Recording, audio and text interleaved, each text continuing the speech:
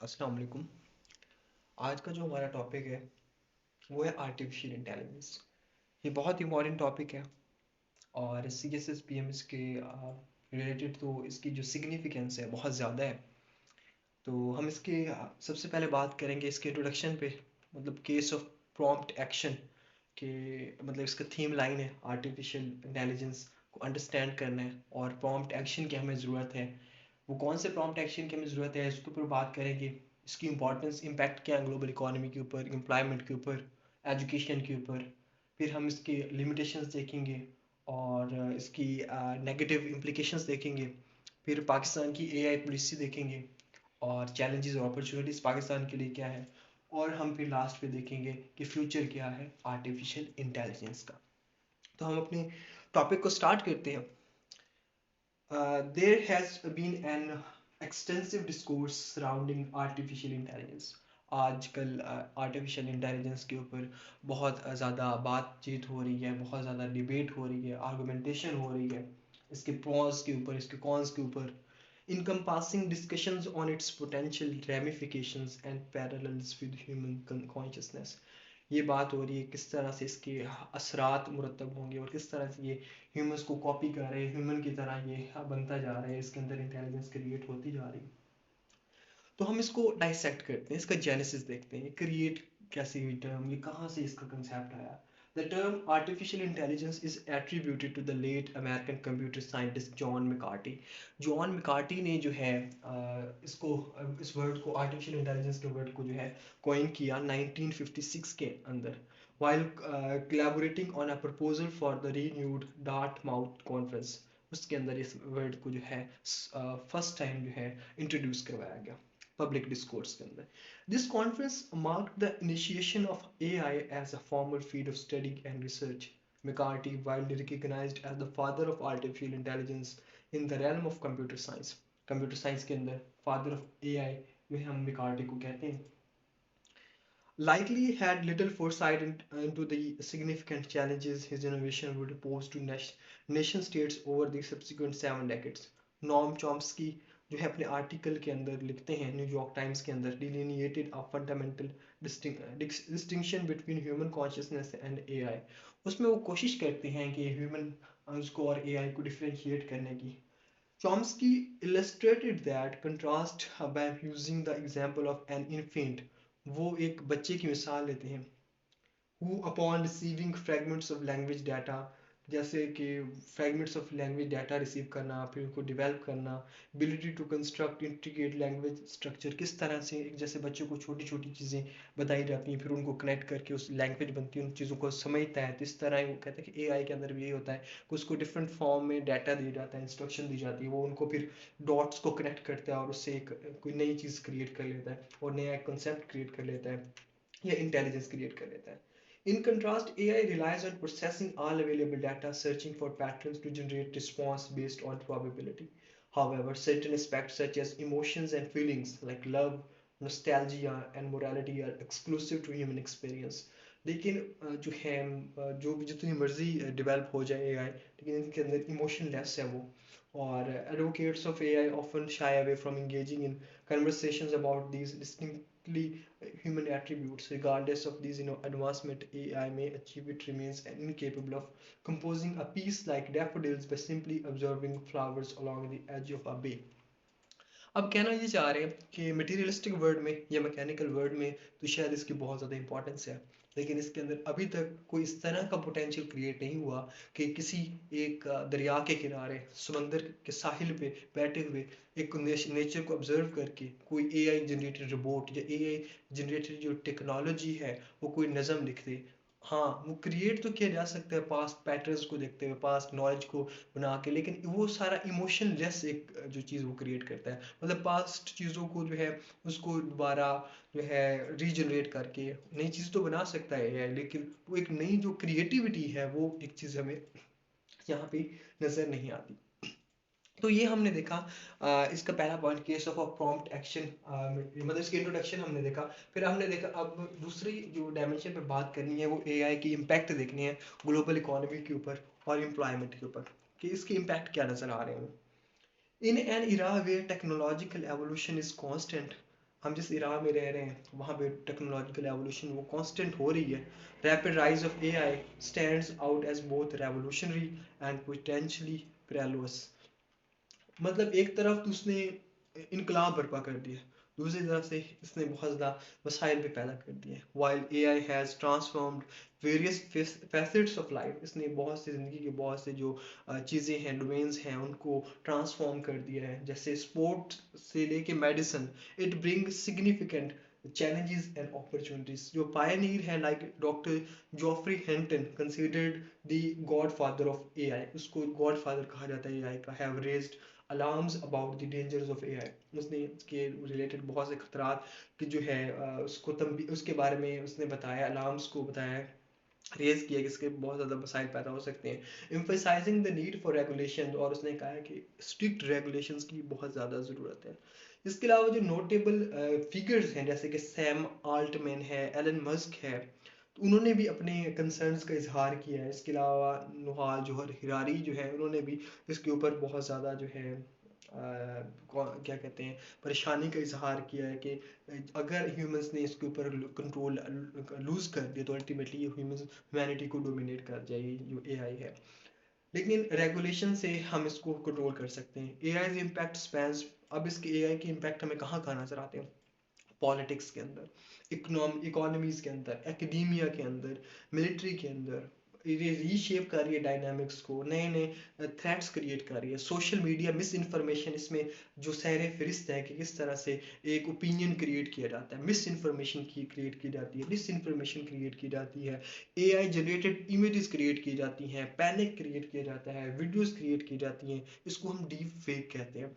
जो एक potential threat है, जो है एक तरफ तो डेमोक्रेसी को थ्रेट ही थ्रेट है, ह्यूमैनिटी को बहुत बड़ा थ्रेट है कि किसी भी आदमी की आप प्राइवेसी को ब्रीच करते हुए उसकी ऑडियो आर्टिफिशियल क्रिएट करते हैं, उसकी वीडियो आर्टिफिशियली क्रिएट करते हैं डीफेक्स के ज़रिए से, और अल्टीमेटली आप सोशल मीडिया के ऊपर उसको जो है उसकी तशहीर करते हैं, और उसको एक किसी की डिफेमिंग करने के लिए या किसी को जो है डिसेप्टिव वे में नाम देने के लिए इसको यूज़ किया जा रहा है.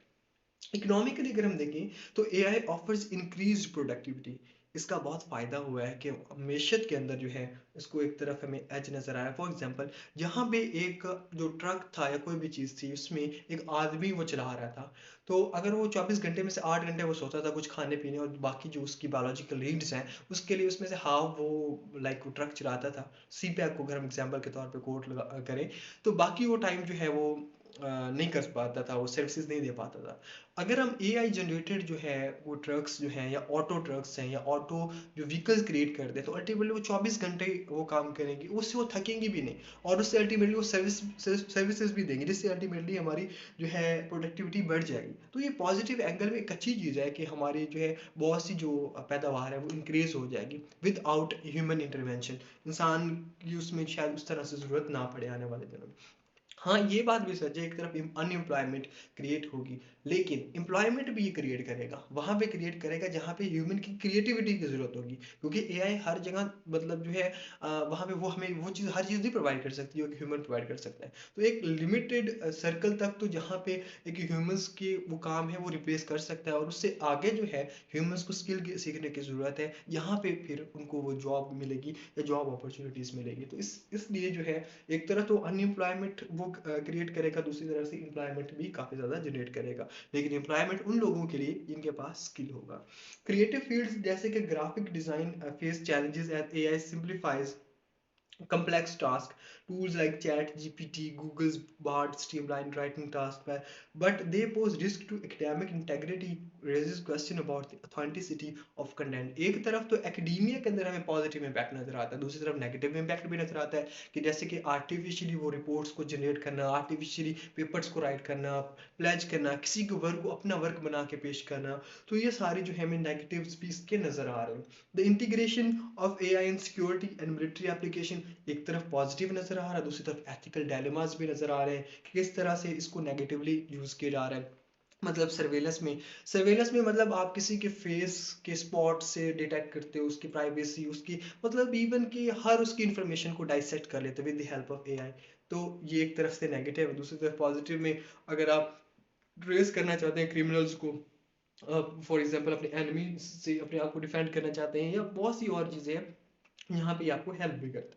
तो इसके अलावा नेगेटिव में साइबर वॉरफेयर हमें नज़र आ रही है, और भी बहुत से एथिकल इश्यूज जो है जनरेट हो रहे हैं। यहाँ पे एक नेगेटिव साइड है, वहाँ पे एक पॉजिटिव साइड भी है। डिपेंड्स अपॉन इट्स यूज, अब इस्तेमाल इंसान इसका कैसे करता है, ये इसके ऊपर ये डिपेंड करता है। जो डार्क साइड है एआई की, वो एक्सटेंड करती है इंटरनेट स्कैम्स जैसे हो रहे हैं, वो इसकी नेगेटिव साइड है। वॉइस बेस्ड स्कैम्स हमें नजर आ रहे हैं, किस तरह से नकली जो वॉइस जनरेट की जाती है। इसके अलावा जो है और भी ऑथेंटिसिटी के प्रॉब्लम आ रहे हैं। इसके अलावा अभी लेटेस्ट जो प्रॉब्लम आया है वो ये है कि बहुत से जो राइटर्स हैं, तकरीबन 1,80,000, जो लेटेस्ट एक रिपोर्ट थी उसके फिगर्स मैं कोट कर रहा हूँ, उनको उनके राइटर्स की इजाज़त के बगैर एआई ने जो है कॉपी किया, और अपनी उसको यूज़ करते हुए मुख्तलिफ चीज़ें उसने क्रिएट की। तो उन्होंने इसको लीगल परसुएंस इसकी की, मतलब लीगली इस इशू को रेज किया, और अपने उनको जो है प्रोटेक्शन जो है मांगी, कि ये जो है हमारे डाटा को या हमारी मेहनत को अपने फ़ायदे के लिए इस्तेमाल करें विदाउट ओवर कंसेंट, उनकी मर्जी के बगैर। तो उसमें 1,80,000 में कितना टाइम लगेगा होगा उन लोगों को किताबें लिखते हुए, कितना टाइम लगा होगा क्रिएटिव वर्क करते हुए, पब्लिकेशंस करवाते हुए। तो उन तमाम चीज़ों को उसने चंद मिनट्स में उसको कॉपी किया और अपने चीज़ों के लिए वो इस्तेमाल कर रहा है। तो ये एथिकल इशूज भी रेज हो रहे हैं कि किस तरह से वो लोगों की जो चीज़ें हैं या लोगों का जो सरमाया है, विदाउट देयर कंसेंट वो इसको इस्तेमाल करें, या मुख्तलिफ कंपनीज जो है उसको उस डाटा को इस्तेमाल करती हैं। फॉर एग्जाम्पल फेसबुक का जो डाटा है हमारे ये हुआ था जब ट्रम्प का इलेक्शन हुआ था।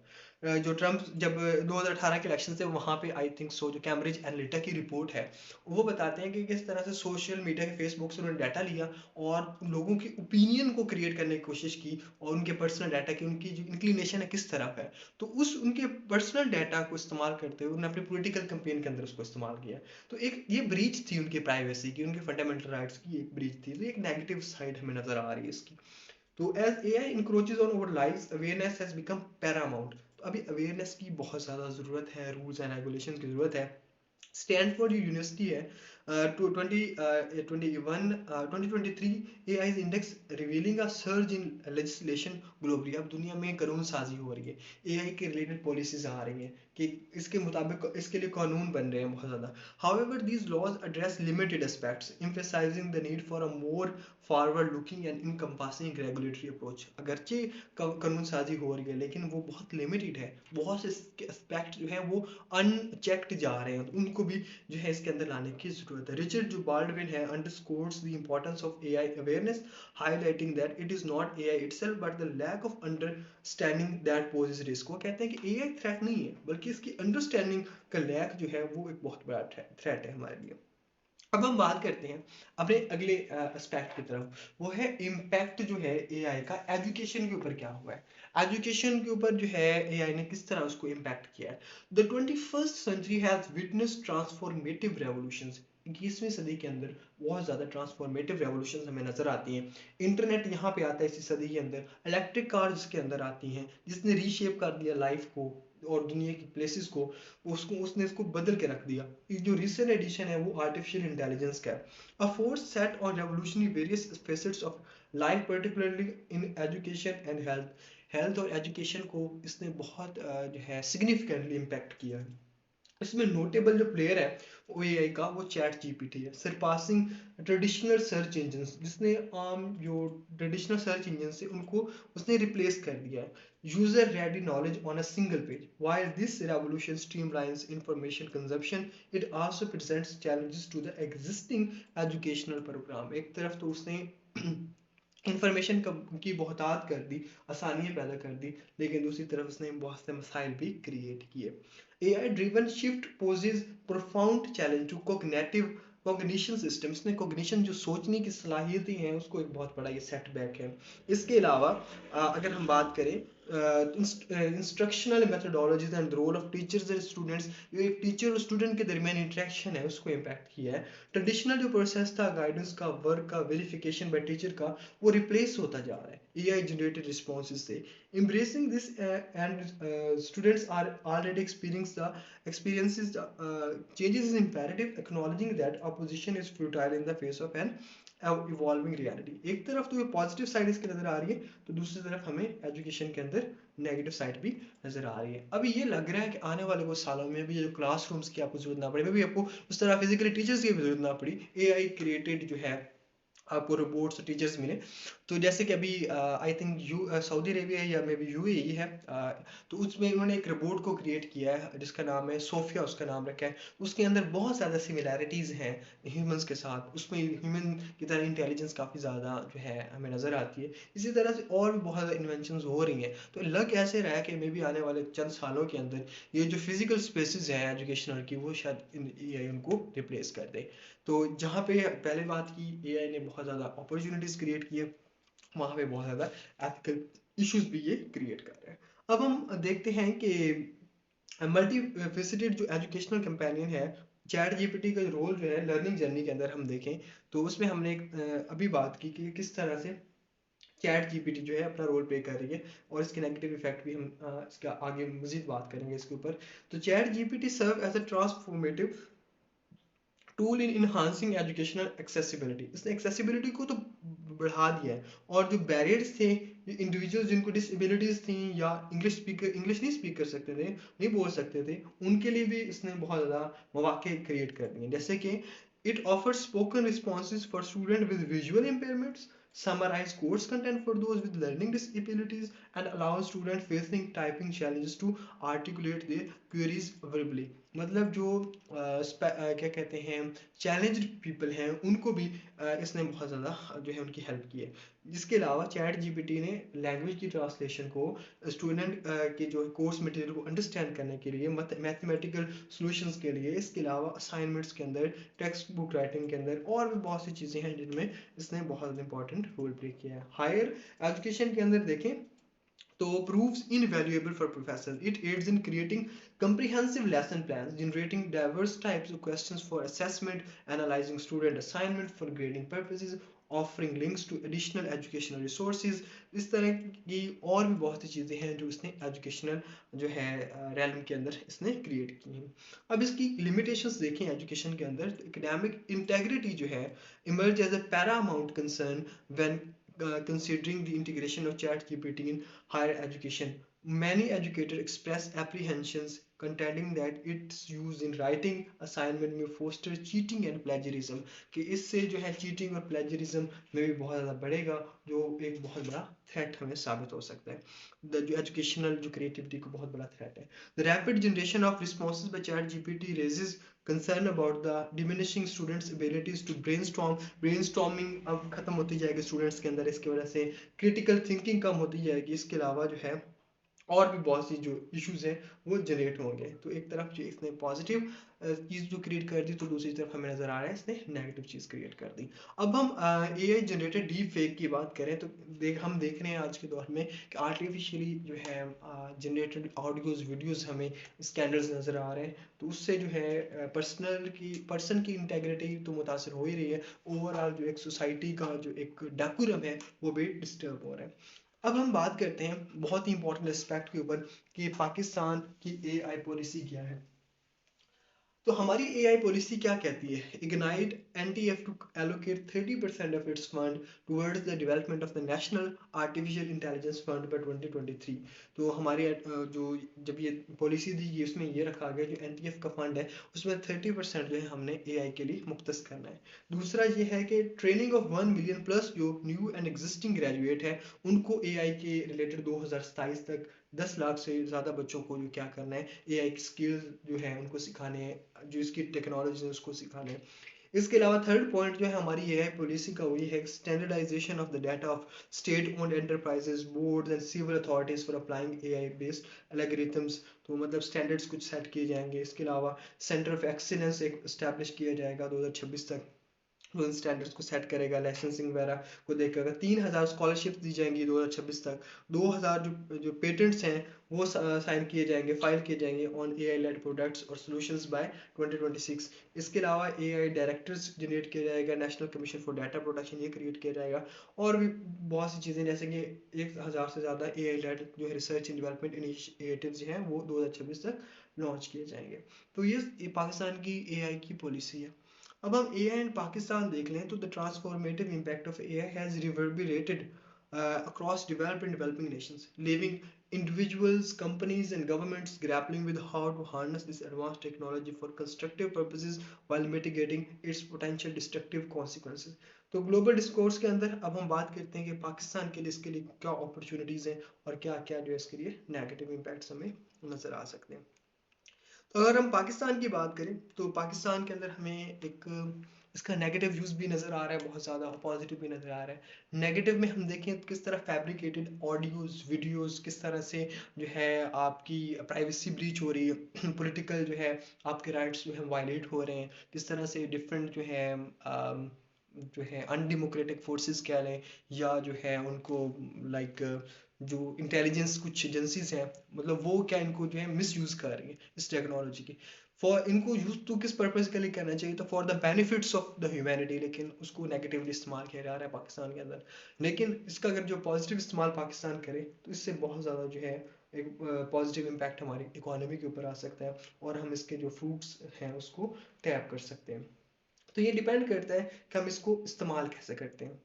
अब हम अपने टॉपिक को कंक्लूड करने से पहले कुछ चंद मेन पॉइंट्स जो हैं उनके ऊपर बात कर लेते हैं जो इसके अंदर हम मज़ीद ऐड कर सकते हैं और अपनी जो आर्टिफिशियल इंटेलिजेंस का जो टॉपिक है उसको फ्रूटफुल बना सकते हैं। तो लास्ट में हम आर्टिफिशियल इंटेलिजेंस पे एक छोटी सी आउटलाइन उसके ऊपर बात कर लेते हैं। तो इसमें कुछ पॉइंट्स हैं जो आप डिफरेंट जगह पे इसको यूज़ कर सकते हैं। तो अगर टॉपिक आ जाता है आपके एग्जाम में artificial intelligence and the future perspective, तो हम इसको डी कोड इस तरह करेंगे कि अगर फॉर एग्जांपल ऐसे को हम डी कोड कर रहे हैं तो इस तरह करेंगे ओपनिंग वर्ड्स में, if Malala were to redefine her famous quote of one child one teacher one pen and one book can change the world. तो 2023 में वो अपने यही अल्फाज इस तरह रिफ्रेज करती, one child one chatbot one tablet one wifi network can change the world. तो वो इस तरह मतलब इतना ज़्यादा इन्फ्लुएंस हो चुका है एजुकेशन के ऊपर आर्टिफिशियल इंटेलिजेंस का कि किस आर्टिफिशियल इंटेलिजेंस के जो बगैर अब के दौर में जो एक रेवोल्यूशन है वो एक बड़ी मुहिम नज़र आती है। जबकि आर्टिफिशियल इंटेलिजेंस के आने की वजह से तो एजुकेशन क्या हो सकता है उसके अंदर बहुत ज़्यादा रेवोल्यूशंस हम ला सकते हैं। तो हम कह सकते हैं कि AI have transformative impact on the economy, legal system, political system, regulatory system. लेकिन जो है इसकी एडवर्स इम्पैक्ट्स भी हैं। ये डिपेंड करता है कि ह्यूमंस इसको इस्तेमाल कैसे करते हैं। अगर ह्यूमंस इसको रिस्पॉन्सिबली इस्तेमाल करते हैं तो इसके फ़ायदे क्या हो सकते हैं फ्यूचर में, इससे हम क्या क्या फ़ायदा उठा सकते हैं। तो इसमें हमारी हेल्थ केयर बहुत ज़्यादा इम्प्रूव होगी, डायग्नोस्टिक्स में ये हेल्प करेगा, पर्सनलाइज्ड मेडिसिन को जो है जानने में ये हेल्प करेगा। किसी को कोई इशू है वो अपने सिम्टम्स के ज़रिए से अपने प्रॉब्लम्स को जो है AI से डायरेक्ट कन्वर्सेट करके अपने रिलेटेड मेडिसिन वगैरह जो है वो जान सकते हैं उनके बारे में। इसके अलावा हॉस्पिटल्स में इसका बहुत इस्तेमाल किया जा सकता है। सी सेक्शन जैसे करते हैं वीमन के अंदर जो है जब वो सिजेरियन करते हैं तो चाइल्ड बर्थ के वक्त, तो उसके अंदर बहुत ज़्यादा डॉक्टर्स का डाटा कलेक्ट करके और उनके एक्सपीरियंसेस को कलेक्ट करके बहुत ही प्रिसाइज वे में उसको डिफरेंट काइंड ऑफ ऑपरेशन जो हैं वो कैरी किए जा सकते हैं। इसके अलावा जो है ये सेफर सिटी बनाने में ट्रांसपोर्टेशन सिस्टम को जो है इसके अंदर इसका बहुत इंपॉर्टेंट रोल हो सकता है। फॉर एग्जांपल जहाँ पे आप एक आदमी को खड़ा कर रहे हैं किसी चीज़ को चेक करने के लिए, स्पीड लिमिट को या फॉर एग्जांपल किसी के लाइसेंसिंग को, आप इन आर्टिफिशियल इंटेलिजेंस को इस्तेमाल करते हुए आप उसकी स्पीड लिमिट चेक कर सकते हैं। वहाँ पे आप वो बीप कर देगा जहाँ पे वो उसको लगेगा कि यहाँ पे कोई डिस्टर्बेंस है, वो अल्टीमेटली आप उसको रोक लेंगे आगे स्टॉप पे और उससे आप उसका चलान कर देंगे। तो और इसका सेफर सिटी में बहुत जैसे लाहौर सेफ सिटी है, मुल्तान सेफ सिटी प्रोजेक्ट है, तो उसमें किस तरह से पूरे एरियाज़ को डिफरेंट एरियाज़ को कैमराइज किया गया, तो इसके अंदर बहुत इसका पॉजिटिव इम्पैक्ट है। इसके अलावा हम बात करें तो इन्वायरमेंटल चैलेंजेस को डील करने में ये बहुत ज़्यादा हेल्पफुल है कि इसके अंदर हम जान सकते हैं कि कहाँ कहाँ से प्रिसाइजनेस हमें पता, जैसे फॉर एग्जांपल AI की मदद से हम ये जान सकते हैं कि कौन से घर में कितने लीटर पानी जा रहा है। अभी हमारे पास वो मीटरिंग ही नहीं है कि पानी वो कौन से घर कितने यूज़ हो रहा है, कितना ज़ाया हो रहा है। तो ये सारा कुछ जो है हम उनको फिगर्स के अंदर, स्टैट्स के अंदर AI की मदद से ला सकते हैं और इस पोल्यूशन को भी इसी तरीके से हम कम कर सकते हैं। हम उसको स्टैट्स जान के फिर उसके ऊपर प्रॉपर्ली हम एक्शंस ले सकते हैं, स्मार्ट सिटीज़ वगैरह बना सकते हैं। इसके अलावा जो है सॉइल की कंडीशन जानने के लिए, हम अपनी एग्रीकल्चर प्रोडक्टिविटी को, इंडस्ट्रियल प्रोडक्टिविटी को बढ़ाने के लिए इसको इस्तेमाल कर सकते हैं। हम सॉइल की न्यूट्रिएंट्स को चेक करने के लिए, किसी डिजीज़ के बारे में जानने के लिए, किसी जो है पौधे की ग्रोथ के बारे में जानने के लिए एआई का हम वहाँ पे भी हम इस्तेमाल कर सकते हैं। इसके अलावा साइबर सिक्योरिटी के अंदर भी इसका रोल है, अगर हम इसको पॉजिटिव इस्तेमाल।